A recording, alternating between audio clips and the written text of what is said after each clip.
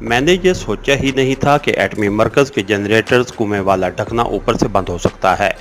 میرا خیال تھا کہ کنویں کا منہ کھلا ہوگا جس طرح کہ میں نے ایک روز پہلے دیکھا تھا اور میں آسانی سے باہر نکل جاؤں گا، لیکن کنویں کا منہ لوہے کے ڈھکن سے بند تھا۔ میں کنویں کی دیوار کے ساتھ لگی لوہے کی سیڑھی پر کھڑا سوچنے لگا کہ اگر ڈھکن نہ کھلا تو میرا بچنا ناممکن ہے۔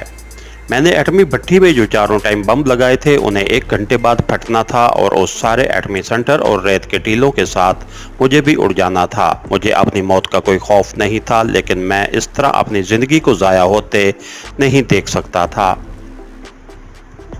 میں نے پاؤں لوہے کی سیڑھی پر جمائے اور دونوں ہاتھوں سے پوری طاقت سے زور لگا کر ڈھکن کو اٹھانے کی کوشش کی۔ 2-3 بار کوشش کرنے سے ڈھکن ذرا سا اپنی جگہ سے ہلا۔ جس طرف سے میں زور لگا رہا تھا اسی طرف سے ڈھکن اوپر اٹھ گیا۔ مجھ پر ریت گری۔ ان لوگوں نے کنویں کے اوپر ڈھکن دے کر اوپر سے ریت ڈال دی تھی تاکہ کسی کو پتہ نہ چلے کہ اس کے نیچے ایٹمی سنٹر کے جنریٹر چل رہے ہیں۔ جیسا کہ آپ سن چکے ہیں، بھارت کے یہ خفیہ ایٹمی سنٹر راجستھان میں رام گڑھ قصبے سے تھوڑی دور ویران ٹیلوں کے درمیان زیر زمین بنایا گیا تھا۔ اوپر 2-3 کمرے بنا دیے گئے تھے جس کے باہر منرل ریسرچ سنٹر یعنی معدنیات کی تحقیق کا مرکز کے نام کا بورڈ لگایا ہوا تھا۔ حقیقت میں اس عمارت کے نیچے ایٹمی ریسرچ سنٹر تھا جہاں بھارتی حکومت نے ایٹمی صلاحیت حاصل کرنے اور ایٹمی میزائل کی تیاریوں کے سلسلے میں پلوٹونیم کو صاف کرنے کا پلانٹ لگایا ہوا تھا۔ یہ ساری تیاریاں پاکستان کے خلاف اور پاکستان کے شہروں پر جنگ کے وقت ایٹمی حملہ کرنے کے سلسلے میں ہو رہی تھیں۔ میں نے سکھ کا روپ دھار کر جسونت سنگھ سوڈی کے نام سے ریواڑی کی ایک طوائف کی سفارش سے ایٹمی سنٹر میں نوکری حاصل کر لی تھی اور اب ایٹمی بھٹی میں 4 ٹائم بم لگا کر اس میں لگی ہوئی ٹائم ڈیوائس کا بٹن دبا کر آدھی رات کے وقت ایٹمی جنریٹرز روم کے کنویں میں سے باہر نکلنے کی کوشش کر رہا تھا۔ میں نے یہ بم آدھی رات کے وقت ایٹمی سنٹر کے اندر ہی رہ کر لگائے تھے۔ اس کے صدر گیٹ سے باہر نہیں نکل سکتا تھا۔ ایسا کرنے سے میں گرفتار کیا جا سکتا تھا۔ 5-7 منٹ کی زبردست کوشش سے میں نے کنویں کے اوپر پڑے ہوئے ڈھکن کو اتنا اوپر اٹھا دیا کہ میں اس میں سے باہر نکل سکتا تھا۔ میں رینگ کر کنویں سے باہر آ گیا۔ یہ کنواں ایسا ہی تھا جیسا کہ ٹیوب ویل کا کنواں ہوتا ہے۔ ٹیوب ویل کے کنویں کے اوپر تو گول کمرہ سا بنا ہوتا ہے، جبکہ اس ایٹمی سنٹر کے جنریٹر روم کے کنویں کو اوپر سے ڈھک دیا گیا تھا کیونکہ بھارتی حکومت اسے لوگوں سے خفیہ رکھنا چاہتی تھی۔ باہر نکلتے ہی میں ایک طرف چل پڑا۔ یہ صحرا کا علاقہ تھا۔ آسمان پر تارے نکلے ہوئے تھے جن کی مدھم اور دھندلی روشنی میں مجھے دور دور تک پھیلے ہوئے راجستھان کے صحرائی ٹیلے نظر آ رہے تھے۔ ایٹمی سنٹر کی زیر زمین عمارت ریت کے 2 ٹیلوں کے درمیان تھی۔ ان ٹیلوں کی ریت کافی سخت ہو چکی تھی۔ میں جس ریت پر چل رہا تھا وہ بھی زیادہ بھرپری نہیں تھی۔ مجھے سمت کا کوئی اندازہ نہیں تھا۔ میں نے آسمان کے ستاروں کو غور سے دیکھا۔ میں سمت کا تعین نہ کر سکا۔ ایک تو رات کا وقت تھا، دوسرے ارد گرد ریت ہی ریت تھی۔ چھوٹے بڑے ٹیلے تھے۔ میں ان ٹیلوں میں داخل ہو کر ان کی بھول بلیوں سے پھنسنے سے بچنا چاہتا تھا۔ میں جتنا اندازہ لگا سکتا تھا اتنا اندازہ لگا کر ریت کے ٹیلوں میں جانے کی بجائے ان سے بچ کر دائیں جانب ہو گیا۔ مجھے یقین تھا کہ اس طرح میرا رخ مشرق کی طرف ہو گیا ہے اور کچھ دیر تک چلنے کے بعد راج گڑھ کا قصبہ آ جائے گا جہاں ایٹمی سنٹر میں کام کرنے والے سائنسدانوں اور عملے کے دوسرے آدمیوں اور خود میرا بھی کوارٹر تھا۔ میں بالکل سکھ بنا ہوا تھا۔ سر پر پگڑی تھی، قمیض پتلون پہنی ہوئی تھی، کمر میں کرپان لٹک رہی تھی اور سکھوں والی مونچھیں اور داڑھی تھی۔ ایک بازو کی کلائی میں لوہے کا کڑا بھی تھا۔ میں نے رک کر کلائی پر بندھی ہوئی گھڑی پر وقت دیکھا۔ چاروں بموں کے پھٹنے میں 45 منٹ رہ گئے تھے۔ میں اس علاقے سے جتنی دور ہو سکے نکل جانا چاہتا تھا۔ میں نے جوگنگ کرنے والوں کی طرح دوڑنا شروع کر دیا۔ زمین سخت تھی اور اس کے اوپر ریت کی پتلی سی تہہ بکھری ہوئی تھی جس کی وجہ سے مجھے دوڑنے میں آسانی ہو رہی تھی۔ پروفیسر جمشید نے کہا تھا کہ اگر ایٹمی فرنس میں ایک ٹبہ 10 گرام بھی افزودہ پلوٹونیم ہوا تو اس کے پھٹنے سے ارد گرد کم از کم 3 میل تک کسی چیز کا نام و نشان باقی نہیں رہے گا، اور ریت کے جن ٹیلوں کے نیچے ایٹمی سنٹر قائم ہے اس کی ریت پگھل کر بھاپ بن کر اڑ جائے گی۔ اس لیے میں اس علاقے سے کم از کم 4-5 کلومیٹر دور نکل جانا چاہتا تھا۔ دوڑنے کی وجہ مجھے ٹریننگ کے دوران کافی مشق ہو چکی تھی۔ میں 15 میل کا چکر لگاتا رہا تھا۔ ایک جگہ میں نے مڑ کر دیکھا، ایٹمی سنٹر کے ریت کے ٹیلے کافی پیچھے رہ گئے تھے اور رات کی تاریکی میں ان کے دھندلے خاکے نظر آ رہے تھے۔ میں نے اپنی رفتار ذرا تیز کر دی۔ میں جب کافی دور نکل گیا تو مجھے خیال آیا کہ اس وقت تک تو مجھے راج گڑھ کے کوارٹروں میں پہنچ جانا چاہیے تھا۔ راج گڑھ ایٹمی سنٹر سے 3-4 میل کے فاصلے پر تھا اور یہاں ہمارے کوارٹرز تھے۔ जहां हमें रोज़ाना एटमी सेंटर की गाड़ियां लेकर जाती थीं। मुझे तशवीश होने लगी कि कहीं मैं गलत रास्ते पर तो नहीं पड़ गया था। सहराओं में रास्ता भूल जाने का मतलब ये होता है कि समझो आदमी ज़िंदगी से हाथ धो बैठा। मैंने रुककर घड़ी पर निगाह डाली। घड़ी की सुइयां चमक रही थीं। बमों के धमाके में 30 मिनट बाकी रह गए थे। मैं सिर्फ 5 मिनट तक सांस लेने की गर्ज से कदम कदम चलता गया। उसके बाद मशरक़ की जानिब देखा। सितारा सुबह मशरक़ उफ़ के किनारे पर नमूदार हो गया था। इसका मतलब है कि मैं मशरक़ की तरफ ही जा रहा था, मगर दौड़ते दौड़ते सहराई टीलों में राजगढ़ से कुछ फासले पर बाईं जानिब हो गया था। मैंने अपना रुख दुरुस्त किया और दोबारा दौड़ने लगा। मुझे दूर से कुछ रोशनियां झलमिलाती नजर आईं। मैं खुश हो गया कि राजगढ़ आ रहा है। राजगढ़ में मुझे रुकना नहीं था, बल्कि आगे निकल जाना था। कोई 10 मिनट के बाद वो रोशनियां रेत के टीलों में गुम हो गईं। मैं छोटे छोटे टीलों के दरमियान आ गया था। डर था कि मैं कहीं भटक न जाऊं। मैं एक टीले पर चढ़ गया और मशरक़ की जानिब नजर दौड़ाई। खुदा जाने वो रोशनियां जो मुझे दूर से झलमिलाती नजर आई थीं अब कहाँ गायब हो गई थीं। एटमी सेंटर वाले टीलों के नजर आने का अब सवाल ही पैदा नहीं होता था, क्योंकि मैं उनसे काफ़ी दूर निकल आया था। एक ख्याल आया कि उन्हीं टीलों में किसी जगह बैठकर दिन की रोशनी के निकलने का इंतज़ार करूं। दिन की रोशनी में मुझे रास्ता मालूम हो जाएगा। धमाके के बारे में मुझे इत्मीनान था कि मैं उसकी शदीद से शदीद जद से भी दूर हो चुका हूँ। फिर ख्याल आया कि मुझे रुकना नहीं चाहिए, चलते रहना चाहिए। मैंने सुबह के सितारे को अपना रहनुमा बनाया और उसकी सिमत टीलों में चलने लगा। मैंने एक बार फिर अपनी घड़ी पर निगाह डाली। धमाका होने में सिर्फ 5 मिनट बाकी रह गए थे। मैंने चलना बंद कर दिया और एक ऐसे टीले की ओट में होकर बैठ गया जहां से मुझे दूर तक सहरा बिल्कुल साफ नजर आ रहा था। मेरा रुख एटमी सेंटर की जानिब ही था। मेरी नज़र रात के अंधेरे में दूर से धब्बों पर लगी हुई थी, जो किसी वक्त अंधेरे में गायब हो जाते थे और किसी वक्त नज़र आने लगते थे। मैंने घड़ी पर नज़रें जमा दी। अब उस इलाके में तबाही मचने में सिर्फ 1 मिनट बाकी रह गया था। ख्याल आया कि कहीं बम किसी ने नकारा न कर दिए हों या किसी फनी खराबी की वजह से ब्लास्ट ही ना हो। जब 10 सेकंड बाकी रह गए तो मैं सहरा के अंधेरे में दूर टिकटिकी लगाकर देखने लगा। मैं मुंह से उल्टी गिनती कर रहा था। जब 10 सेकंड भी पूरे हो गए तो मेरे दिल की धड़कन तेज हो गई। मैंने एक लम्हे के लिए अपना सांस रोक लिया। ऐसा कभी नहीं हो सकता कि धमाका ना हो। हमारे मास्टर सिपाही गुल खान ने बड़े एतमाद से कहा था कि अगर इन बमों के फ्यूज किसी ने नकारा ना कर दिए तो ये ठीक वक्त पर क़यामत खेज धमाके से फट जाएंगे। और गुल खान हाई एक्सप्लोजिव का माहिर था। उससे पहले कि उसके इस किस्म के बमों से मैं दवारका फोर्ट में भारतीय फौज का गोला बारूद और फौजी साजो सामान का जखीरा तबाह कर चुका था और एक भारतीय फौजी असला की ट्रेन भी उड़ाई थी जो जम्मू जा रही थी और जिसमें लदा हुआ असला कश्मीरी मुजाहिदीन के खिलाफ इस्तेमाल किया जाना था। बम ज़रूर ब्लास्ट होंगे। अभी मैं ये सोच ही रहा था कि जनूब की जानिब आसमान एकदम रोशन हो गया। ये रोशनी ऐसी थी जैसे बगैर आवाज़ के बिजली चमकी हो। उसके साथ ही ज़मीन हिलने लगी जैसे ज़लज़ला आ गया हो। उसके बाद मुझे ऐसा धमाका सुनाई दिया जैसे कोई मालगाड़ी इंजन समेत फुल स्पीड से कड़कड़ाती हुई मेरे ऊपर से गुजर गई हो। ज़मीन हल रही थी। दूर सहरा में रोशनी बार बार चमक रही थी और धमाकों की आवाज़ें 2-2 सेकंडों के वक्फे से आ रही थी। मेरा चेहरा खुशी से खिल उठा। मेरे लगाए हुए बमों ने अपना काम कर दिया था। पहले रोशनी चमकी थी, अब दूर आसमान पर सुर्ख रोशनी फैल गई। मुझे शोले आसमान की तरफ बुलंद होते नजर आने लगे। मुझे ये पता नहीं चल रहा था कि एटमी सेंटर के धमाकों की शिद्दत कितनी है। आसमान का किनारा इस कदर सुर्ख हो रहा था जैसे उसके नीचे बहुत बड़ा ज्वालामुखी फट पड़ा हो। अब मेरा वहाँ रुकना मुनासिब नहीं था। मैं उठा और मशरिक़ की सिमत तेज तेज चलने लगा। सुबह का सितारा पिछले पहर के नीले नूर में भड़क रहा था। मैं हैरान था कि जो रोशनियां मुझे पहले दिखाई दी थीं वो कहाँ चली गई हैं। मेरे चलते चलते आसमान पर सुबह का उजाला फैलने लगा। फिर मशरिक़ की जानिब से सूरज का सुर्ख थाल नमूदार हुआ। मैं चलता गया। सूरज जब तलू होता है तो ऊपर आता हुआ साफ मालूम होता है। जैसे जैसे ऊपर आता जाता है हमें उसकी हरकत नजर आनी बंद हो जाती है। फिर हम धूप को देखकर ही अंदाज़ा लगा सकते हैं कि सूरज आहिस्ता आहिस्ता मशरिक़ से मगरिब की तरफ जा रहा है। और अगर हकीकत के असूलों की रोशनी में देखा जाए तो सूरज अपनी जगह पर ही मौजूद रहता है। हमारी ज़मीन उसकी जानिब रुख करके मगरिब से मशरिक़ की तरफ घूम रही होती है। ज़मीन की 2 हरकतें हैं, एक वो जो सूरज के गिर्द घूमने से माओ वसाल और मौसम बदलते हैं और अपने महवर के गिर्द घूमने से दिन रात पैदा होते हैं। ये फिज़िकल साइंस की बातें हैं, जितनी मुझे मालूम थी मैंने आपको बता दी हैं। इसके आगे अगर आपको जानने की ख्वाहिश हो तो आप किताबें पढ़ें। ये मैं अपनी दास्तान बयान करते हुए आपको बता रहा हूँ। उस वक्त जब मैं सहरा में चला जा रहा था और सूरज तलू हो रहा था, उस वक्त मैं ये बिल्कुल नहीं सोच रहा था कि सूरज तलू हो रहा है या हमारी ज़मीन उसके आगे घूम रही है। उस वक्त तो मैं सिर्फ ये सोच रहा था कि मैं ठीक रुख पर भी जा रहा हूँ या नहीं, क्योंकि ये हकीकत भी मेरे सामने थी कि धमाके के बाद उस सारे सूबे की पुलिस और खुफिया सर्विस हंगामी हालत के तहत अलर्ट हो गई होगी।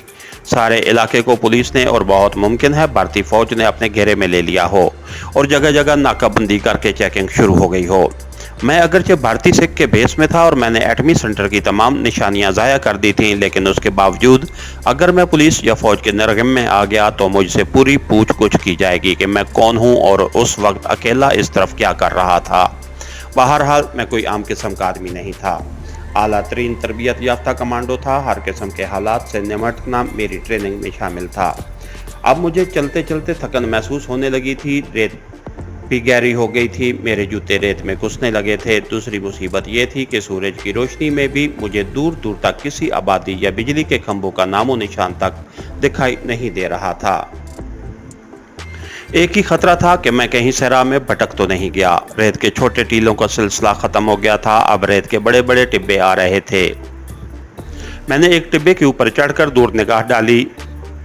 कुछ फासले पर मुझे एक इंसान दिखाई दिया जो ऊंट की मुहार थामे आहिस्ता आहिस्ता चला जा रहा था।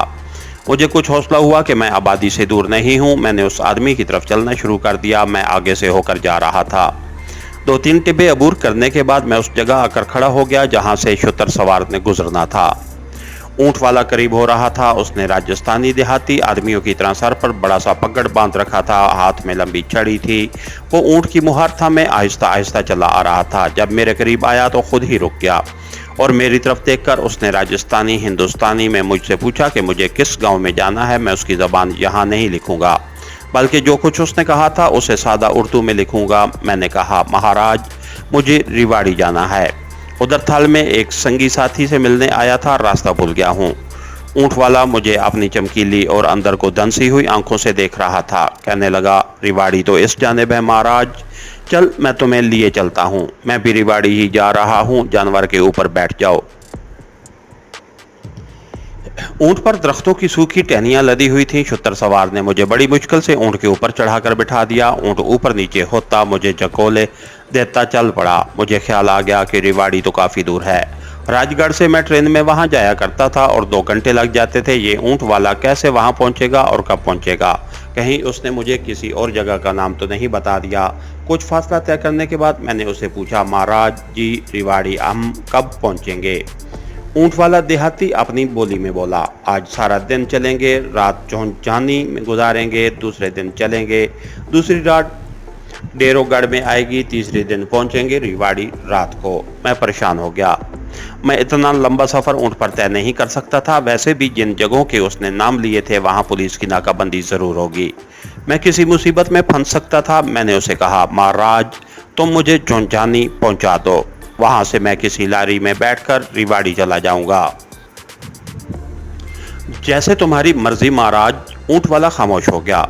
ऊंट अपनी सुस्त रफ्तार के साथ सहरा में चलता गया।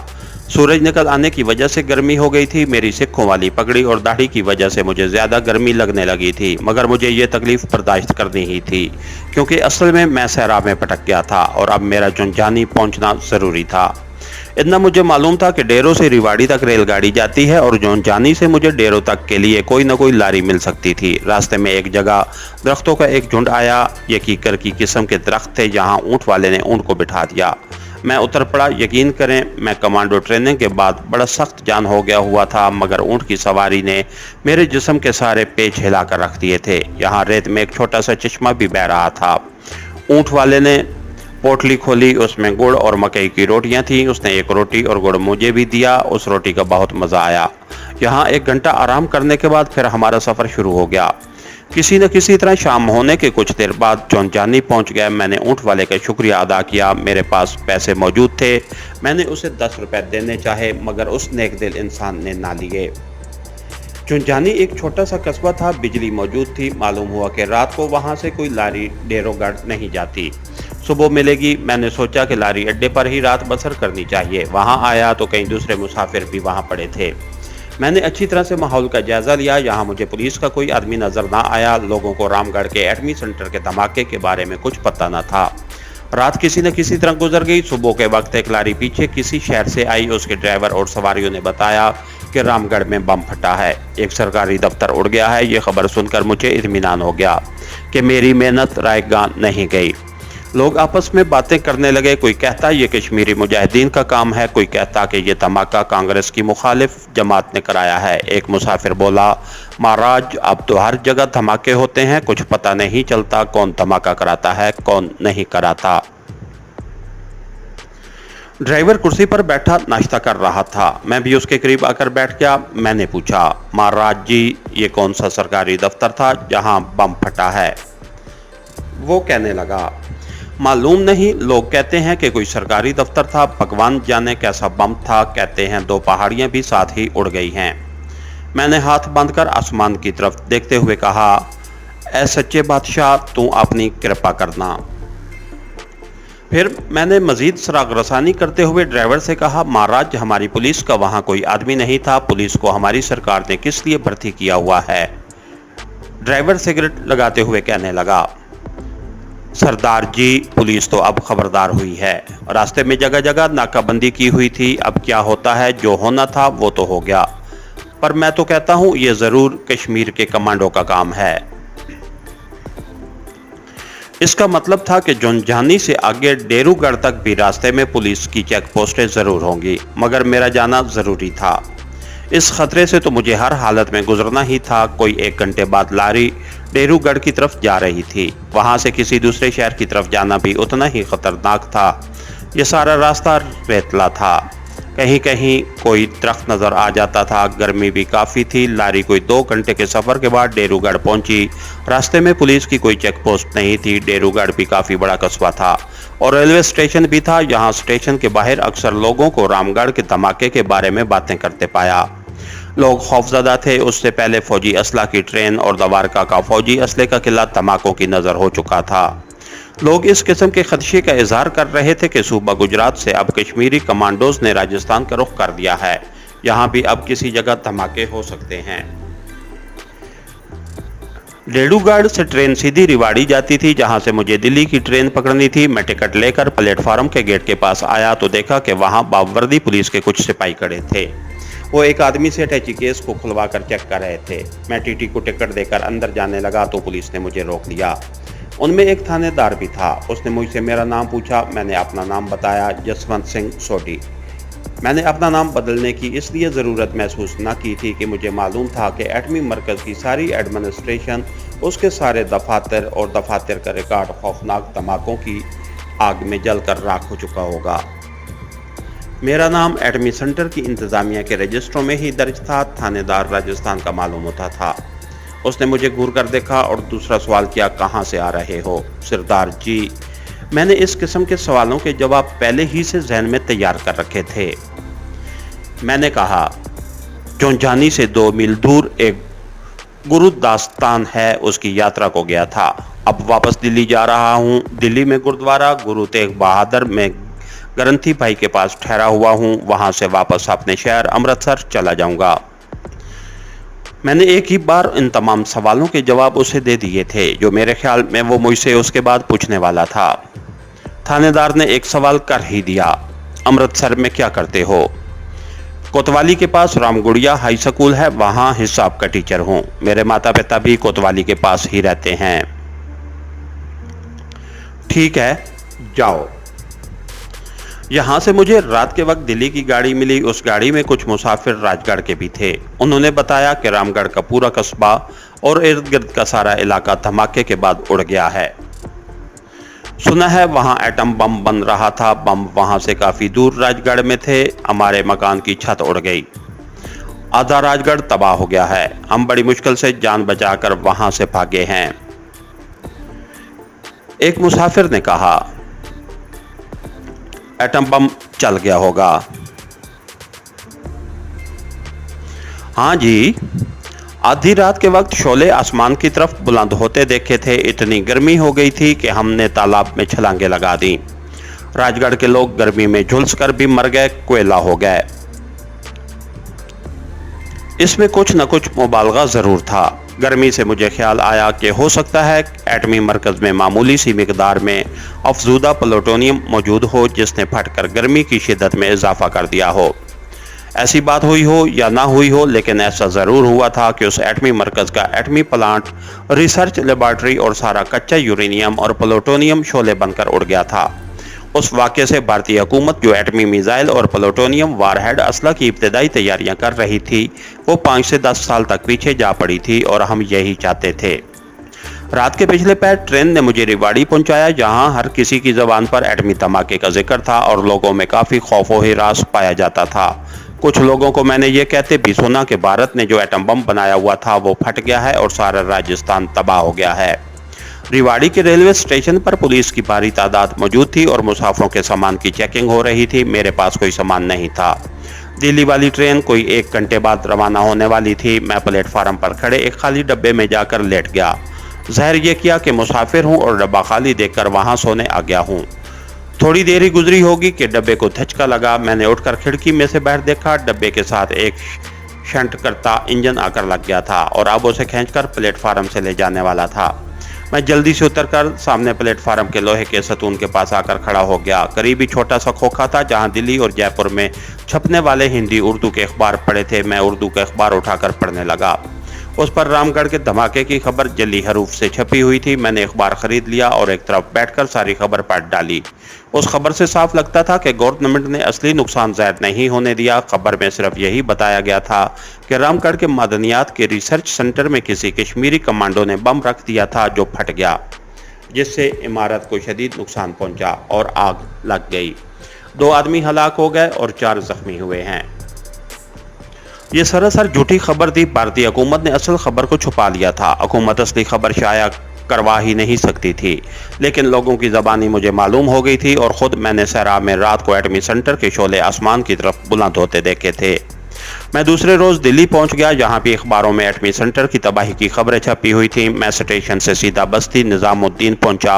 वहां दरगाह शरीफ के गेट के करीब पब्लिक टेलीफोन बूथ से गुल खान को फ़ोन किया। उसे बताया कि मैं आ गया हूँ। गुल खान ने कोड अल्फाज में कहा, तुम दस्तरखान बिछाओ, मैं खाना लेकर आ रहा हूँ। इसका मतलब था तुम पुराने घर पहुंचो, मैं आ रहा हूँ। मैं मुगल शहजादे की खानकाह की दीवार के करीब से होता हुआ पुराने मकान पर आ गया। मुगल शहजादे की कब्र के करीब से गुजरते हुए मुझे फिर ख्याल आया कि मुगल शहजादे की रूह ने मुझे कह रखा है कि मुझ पर अनकरीब कोई आफत नाजिल होने वाली है। मुझे होशियार रहना चाहिए। मैं एक बार फिर सोचने लगा कि ये आफत किस किस्म की हो सकती है। एक आफत से तो मैं कामयाब हूँ, कमरान निकल कर आ रहा था। मेरा कमांडो मिशन बड़ी कामयाबी से मुकम्मल हो गया था। मुझे मकान में बैठे थोड़ी देर गुजरी होगी कि गुल खान अपने साथ प्रोफेसर जमशेद को लेकर आ गया। आप लोगों को मैं बता चुका हूं कि ये दोनों इंडियन नेशनल थे, यानी भारत के शहरी थे, मुसलमान थे और इस्लाम और पाकिस्तान के लिए दिल में मोहब्बत का बेपनाह जज्बा रखते थे और उन्होंने अपने आप को कश्मीर और इस्लाम की खिदमत के लिए वक्फ कर रखा था।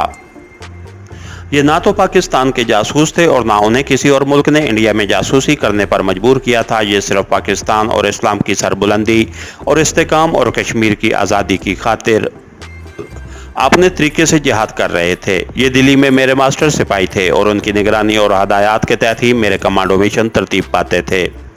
प्रोफेसर जमशेद हस्ब आदत जेब से रुमाल निकालकर ऐनक के शीशे साफ करते हुए कहने लगा, कमांडो मिशन की कामयाबी पर हमारी तरफ से मुबारकबाद कबूल करो।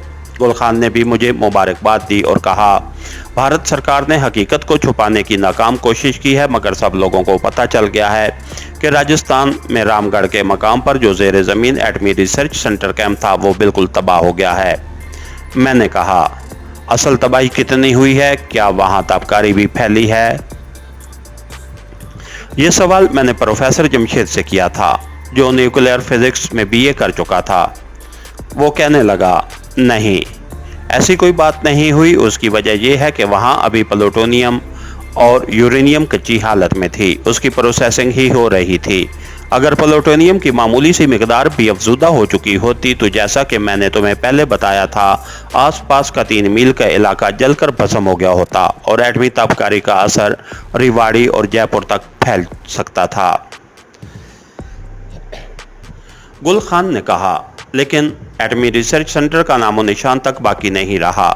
भारत सरकार का पाकिस्तान के खिलाफ एटमी जारहियत का प्रोग्राम कम से कम 5 साल पीछे पड़ गया है।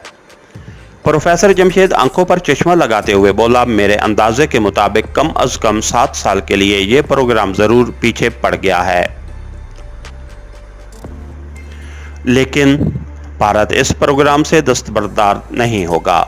उसके पास और कई एटमी रिसर्च सेंटरों के प्रोग्राम हैं। अब उसकी सारी तवज्जो मेरी इत्तला के मुताबिक हैदराबाद दुकन के दिफाई तहकीकाती इदारे यानी defence research and development laboratory DRDL पर मरकूज हो जाएगी। इस सेंटर ने पहले ही एटमी रिसर्च में बड़े कामयाब नताइज दिखाए हैं। मेरी इत्तला के मुताबिक इस इदारे को भारत के हिस्सास तरीन दिफाई इदारे की हैसियत हासिल है, और सतम ज़रीफ़ी की बात यह है कि भारतीय दूर मार मिज़ाइल के इस इदारे का बानी एक मुसलमान साइंसदान है जिसका नाम अब्दुल कलाम है। गुल खान ने बात आगे बढ़ाते हुए कहा, हमारा अगला टारगेट हैदराबाद दुकन के ये दूर मार मिज़ाइलों का दिफाई रिसर्च सेंटर होगा, मगर इससे पहले हमें एक और मरहला दरपेश है। वो क्या है, मुझे बताइए, मैंने पूछा। गुल खान ने कहा, जैसा कि तुम जानते हो, प्राइम मिनिस्टर ने खास अपनी निगरानी में एक खुफिया इदारा बनाया है जिसका पूरा नाम बज़ाहिर रिसर्च एंड एनालिसिस विंग रखा गया है। इसका मुख्तसर नाम रा है। ये इदारा बैरूनी ममालिक के बारे में सरकार को खुफिया रिपोर्टें मुहैया करता है। अब इस इदारे ने पाकिस्तान में इंतशार और अफरा तफरी फैलाने के लिए तखरीबकारों को पाकिस्तान भेजने का प्रोग्राम वज़ा किया है। पहले ये भारतीय तखरीबकार इंडियन फौज के रिटायर्ड कमांडोज में से लिए जाते थे, लेकिन अब बाकायदा दहशतगर्द भर्ती करके उनको तरबियत देने के लिए दिल्ली से कुछ फासले पर एक खुफिया तरबियती कैंप किया गया है। तुम्हें इस तरबियती सेंटर में बतौर एक दहशतगर्द के भर्ती होकर वहां से सारी मालूमात हासिल करनी है कि ये भारतीय दहशतगर्द ट्रेनिंग पूरी करने के बाद पाकिस्तान में कहां जाकर क़याम करते हैं और वहां उनके कौन कौन से भारतीय जासूस हैं, ताकि हुकूमत पाकिस्तान को इन तखरीबकारों की पूरी रिपोर्टें मुहैया करके उनका खात्मा किया जा सके। ये मिशन मुजाहिदाना था। मुझे इसलिए भी पसंद आया कि उसका बराह रास्त ताल्लुक मेरे वतन पाकिस्तान की सलामती और इस्तेकाम से था, जिसकी खातिर मैं हर कुर्बानी दे सकता था। मैंने गुल खान से पूछा, तखरीबकारी के इस सेंटर में भर्ती होने की शराइत क्या है और मैं किस तरीके से इस सेंटर में दाखिला ले सकूंगा। गुल खान ने कहा, ये सारी बातें तुम्हें समझा दी जाएंगी। सबसे पहले तुम्हें राह के मातहत चलने वाले तखरीबकारी के इस ट्रेनिंग सेंटर की निशानदेही कराई जाएगी। प्रोफेसर जमशेद बोला, तुम्हें जितनी जल्दी हो सके सिखों वाला हुलिया अब बदल देना होगा। ये दाढ़ी मूंछें और सर के बाल मुंडवा दो, क्योंकि राजगढ़ के जिन क्वार्टरों में तुम रहते थे उन क्वार्टरों को ज़्यादा नुकसान नहीं पहुंचा। एटमी सेंटर के धमाके ने बाज़ कोठियों और क्वार्टरों की छतें उड़ा दी थीं और कुछ मकान ज़मीन बोस भी हो गए थे। लेकिन सबसे ज़्यादा ख़तरनाक बात यह है कि एटमी सेंटर का चीफ अर्जन सिंह सोढी, जिसने दरगावती की सिफारिश पर तुम्हें एटमी सेंटर में मुलाजिम रखा था, वो जिंदा है और उस वक्त दिल्ली में मौजूद है। वो तुम्हें इस हुलिये में पहचान लेगा। क्योंकि धमाके के बाद तुम कॉलोनी से गायब हो गए हो, इसलिए तुम पर शक किया जा सकता है कि ये काम तुमने ही किया होगा। मैंने कहा, मैं कल शहर जाकर ये दाढ़ी और सर के बाल मुंडवा दूंगा। सर के आधे बाल और दाढ़ी मैं यहीं से कैंची से काट कर जाऊंगा, ताकि किसी को ये शक न पड़े कि मैं सिख होकर सर के बाल क्यों मुंडवा रहा हूँ। गुल खान कहने लगा, मैं चाहता हूँ कि ये काम तुम हमारे जाने के बाद अभी कर डालो। तुम्हें शहर जाने की ज़रूरत नहीं। जिस इसी बस्ती के बाहर नाइब मिल जाएंगे। ठीक है, मैं आज ही बालों का सफाया कराता हूँ। गुल खान और प्रोफेसर दूसरे दिन सुबह के वक्त आने का वादा करके चले गए। उनके जाने के बाद मैंने पगड़ी वगैरह उतारकर प्लास्टिक के लिफाफे में कृपान कड़े के साथ ही बंद कर दी और कैंची से अपने सर के लंबे बाल आधे से ज़्यादा काट डाले। उसके बाद दाढ़ी मूंछें भी जितनी तराश सकता था तराश डाली। अब मेरा हुलिया सिखों वाला नहीं था। मैं अपने गर्दन तक आए हुए बालों और खशी दाढ़ी के साथ कोई शायर या कवाल लगता था। मैंने चीज़ों को एक तरफ संभाल कर रखा और मकान के दरवाजे को ताला लगाकर बस्ती की तरफ चला। बस्ती निज़ामुद्दीन औलिया के आसपास अभी इतनी ज़्यादा आबादी नहीं हुई थी और नई कॉलोनियाँ भी इतनी नहीं बनी थीं। सन 60 ईस्वी तक जहाँ काफ़ी सुकून था। मैं बस्ती के शुमाल की जानिब निकल गया। मेरा ख्याल था कि वहाँ कोई ना कोई देहाती हजाम मुझे मिल जाएगा, जो आमतौर पर किसी दरख्त के नीचे तख्त पोश या कुर्सी डालकर लोगों की हजामतें करते हैं। मुझे एक ऐसा हजाम नजर आ गया। बूढ़ा आदमी था, पीपल के दरख्त तले शकिस्ता सी कुर्सी डालकर बैठा बीड़ी पी रहा था। दरख्त के साथ उसने छोटा सा आईना कील ठोंक कर रखा था। मैंने कहा, बड़े मियाँ मेरी शेव बना दो और बाल भी छोटे कर दो। मैं कुर्सी पर बैठ गया। उसने अपना काम शुरू कर दिया। जब मैं बूढ़े हजाम को उसकी उजरत देकर वापस अपने मकान की तरफ चला तो मैं क्लीन शेव था।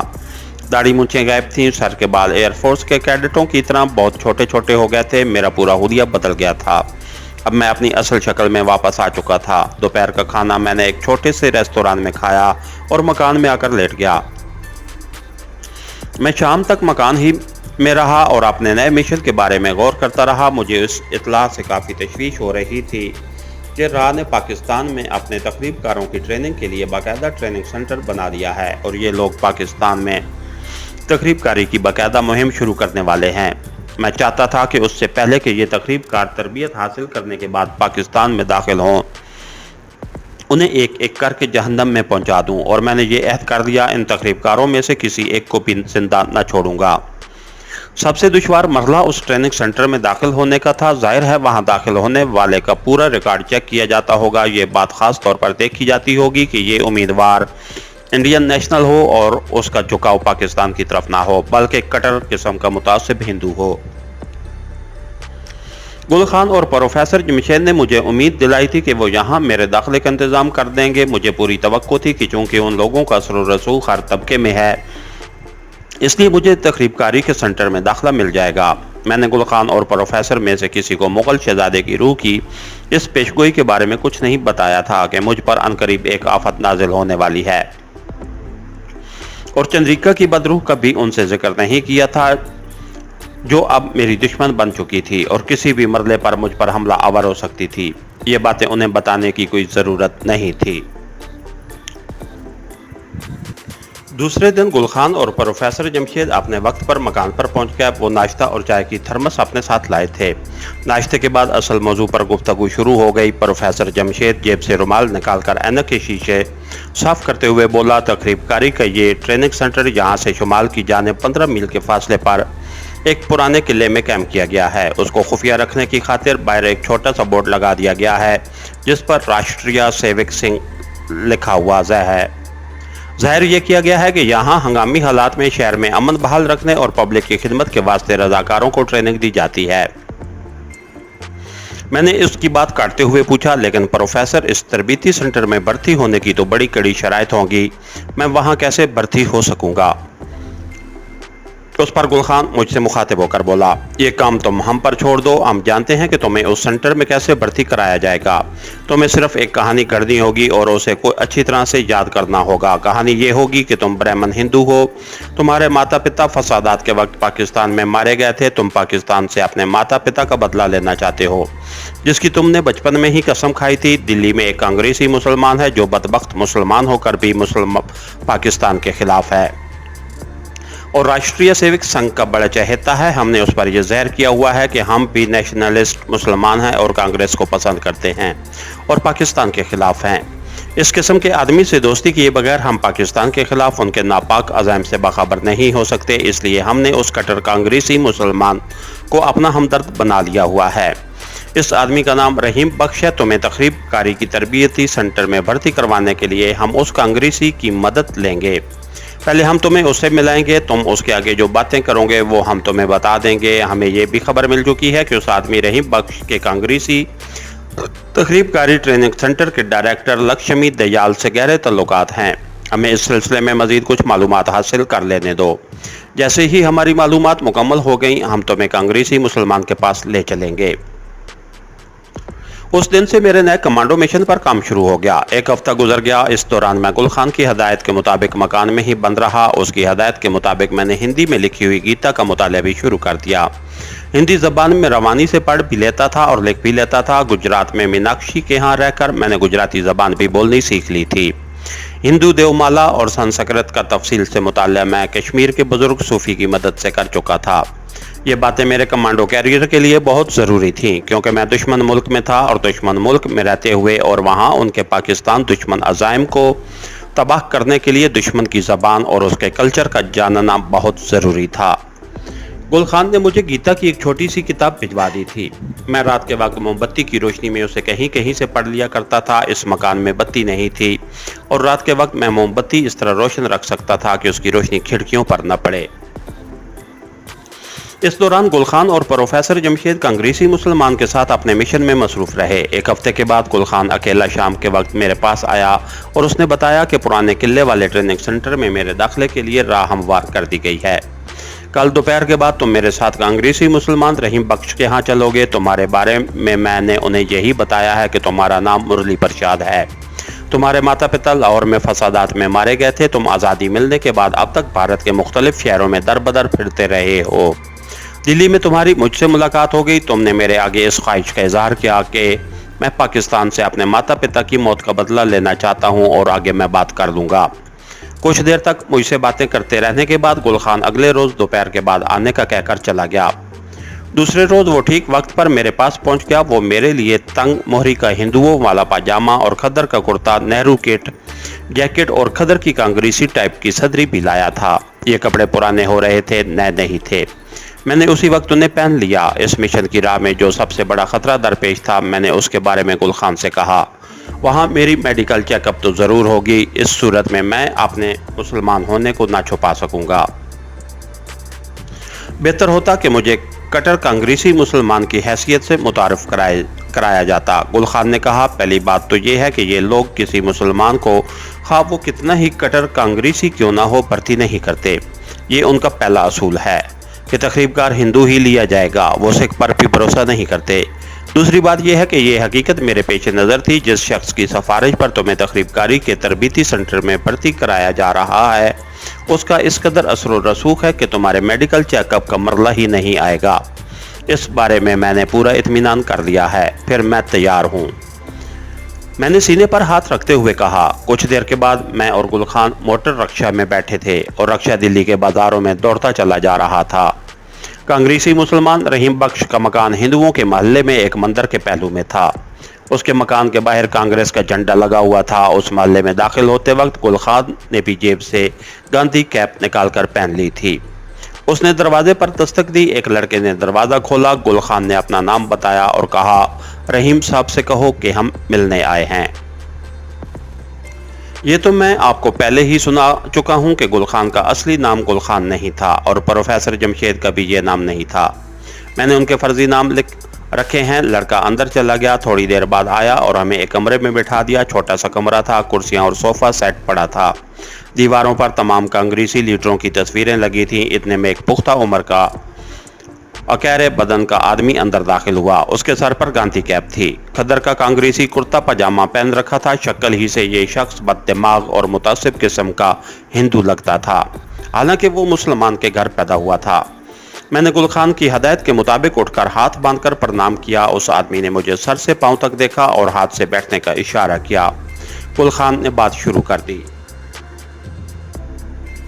ये है वो नौजवान मुरली प्रसाद जिसका मैंने तुमसे जिक्र किया था। इस वक्त भारत वर्ष को ऐसे ही नौजवानों की ज़रूरत है जो पाकिस्तान के दिल से दुश्मन हो। उसके माता पिता को मुसलमानों ने मार दिया था। ये उनका बदला पाकिस्तान से लेना चाहता है। एक लम्हे के लिए मैं हैरान ज़रूर हुआ कि गुल खान, जो पाकिस्तान का शेदाई बल्कि फ़िदाई है, पाकिस्तान के ख़िलाफ़ किस किस्म की जहरीली बातें कर रहा है। मगर ये एक ख़ास हिकमत अमली के मातहत सब कुछ हो रहा था। मैंने फ़ौरन कहा, महाराज, मेरे दिल में तो मुसलमानों के खिलाफ आग लगी हुई है। मेरे माता पिता लाहौर में मुसलमानों की लगाई हुई गवाल मंडी की आग में जल मरे थे। मैं जब तक उसका बदला नहीं ले लूँगा, मेरी आत्मा को चैन नहीं मिलेगा। मेरी आत्मा अगले जन्म में भी भटकती रहेगी। कांग्रेसी मुसलमान ने हाथ का इशारा करते हुए कहा, शांत रहो, शांत रहो। तुम्हें मुसलमानों से बदला लेने का पूरा मौका मिलेगा। ये बताओ, तुम 12 बरस तक क्या करते रहे, कहाँ कहाँ रहे। मैंने घड़ी हुई कहानी उसके आगे बयान कर दी कि मैं आज़ादी के वक्त 6-7 वर्ष का था। भारत में आकर कानपुर अपने चचा के पास चला गया। उसने कुछ दिनों के बाद घर से निकाल दिया। फिर मैं भारत के शहरों में दर बदर फिरता रहा। अजीन में एक साधु ने मुझे अपना बेटा बना लिया और मुझे हिंदी और संस्कृत की तालीम दी। बस इसी तरह दर बदरी करता यहाँ दिल्ली आ गया। यहाँ आकर मालूम हुआ कि भारत माता को ऐसे जवानों की ज़रूरत है जो पाकिस्तान में जाकर अपनी जान हथेली पर रखकर मुसलमानों के शहरों के पुल उड़ाएं और वहाँ अगरवादियों वाला काम करें। तो मैंने खान से बात की और ये मुझे आपके पास ले आए। मेरे बड़े सौभाग्य होंगे कि आपकी मदद से मुझे भारत माता की सेवा करने और मुसलमानों से बदला लेने का मौका मिल जाएगा। कांग्रेसी मुसलमान ने गुल खान से कहा, लड़का नौजवान है और इसके दिल में मुसलमानों के खिलाफ आग भी भड़क रही है। हमें इस वक्त ऐसे ही जवानों की ज़रूरत है। इसे कल दिन के 10-11 बजे मेरे पास भेज देना। मैं उसे सेवक संघ के डायरेक्टर लक्ष्मी दयाल के पास ले चलूँगा। वो बड़ा देखभाल कर जवान भर्ती करते हैं, उनका रिकॉर्ड भी देखा जाता है, मगर चूंकि ये तुम्हारा आदमी है और मैं उसके दिल में मुसलमानों के खिलाफ भड़कती आग को देख रहा हूँ, इसलिए मैं आज शाम लक्ष्मी दयाल से मिलकर सारी बात तय कर लूँगा। तुम समझो कि मुरली प्रसाद भर्ती हो गया है। गुल खान ने भी खुशी का इजहार किया। मैंने उठकर कांग्रेसी मुसलमान के पांव छुए। वो बोला, बस अब पाकिस्तान के मुसलमानों से ऐसा बदला लेना कि लक्ष्मी दयाल खुद तुम्हारी तारीफ करता नजर आए। मैंने हाथ जोड़कर कहा, भगवान की कृपा से ऐसा ही होगा, आप शांत रहें। गुल खान ने मुझे कहा, मुरली प्रसाद, तुम्हें रहीम भाई के जरिए मुसलमानों से बदला चुकाने का सुनहरी मौका मिल गया है। अब तुम जानो तुम्हारा काम। कांग्रेसी मुसलमान रहीम बख्श ने कहा, ठीक है, कल इसी वक्त आ जाना, अब जाओ। गुल खान ने मुझे जाने का इशारा किया। मैं उठा, कांग्रेसी मुसलमान के पांव छूकर नमस्कार किया और बाहर निकल गया। हमारा प्रोग्राम वहां से इकट्ठे निकलने का था, मगर हालात ऐसे बन गए कि मुझे अकेले ही वहां से निकलना पड़ा। मैं बाजार में आकर मकान से कुछ फासले पर एक जगह खड़ा होकर गुल खान का इंतजार करने लगा। 10-15 मिनट के बाद वो भी आ गया। मेरे करीब आकर कहने लगा, कल तुम अकेले ही यहाँ आओगे, मैं कल रात को आऊँगा, अब तुम मुझसे अलग हो जाओगे। ये कहकर वो एक तरफ को चल दिया, मैं दूसरी तरफ चल दिया। एक जगह से मोटर रिक्शा लिया और वापस बस्ती निजामुद्दीन औलिया वाले खाली मकान में आ गया। मुझे सिर्फ बदरू चंद्रिका का धड़का लगा था। वो मेरी खुली दुश्मन बन चुकी थी। वो ना सिर्फ ये कि मेरा मिशन तबाह कर सकती थी, बल्कि मुझे भी पकड़वा सकती थी। मुझे अगर कोई चीज़ उसके खिलाफ ताकत देती थी तो वो अपने खुदा पर मेरा यकीन ईमान था। मेरा ईमान था कि खुदा की मर्जी के बगैर वो कुछ नहीं कर सकती। अगर खुदा को मंजूर ना हुआ तो उसका वार मुझ पर चलेगा। अगर खुदा को मंजूर हुआ तो चंद्रिका ऐसी 1000 बदरूहें भी मेरा कुछ नहीं बिगाड़ सकती। अगले रोज मैं 10:30 बजे दिन कांग्रेसी मुसलमान के घर के बाहर मौजूद था। मैंने दस्तक दी। उसी लड़के ने आकर दरवाज़ा खोला, मुझे देखकर बोला, अंदर आ जाओ। उसने मुझे उसी कमरे में बिठा दिया और बोला, अब्बा अभी आते हैं। चंद लम्हों के बाद कांग्रेसी मुसलमान रहीम बख्श आ गया। मैंने हाथ जोड़कर प्रणाम किया और उठकर खड़ा हो गया। वो तैयार था।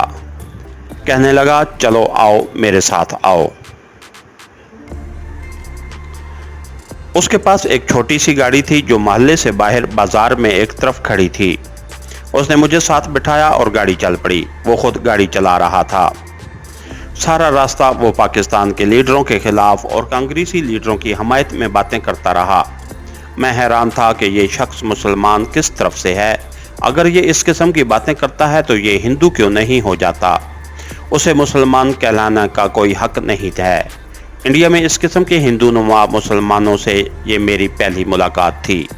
इसके साथ ही हमारी आज के एपिसोड का इख्तिताम हुआ। कहानीकार चैनल को लाइक कीजिए, सब्सक्राइब कीजिए और बेल आइकन को प्रेस कर दीजिए ताकि हर आने वाली नई वीडियो आप तक बर वक्त पहुँच सके। शुक्रिया।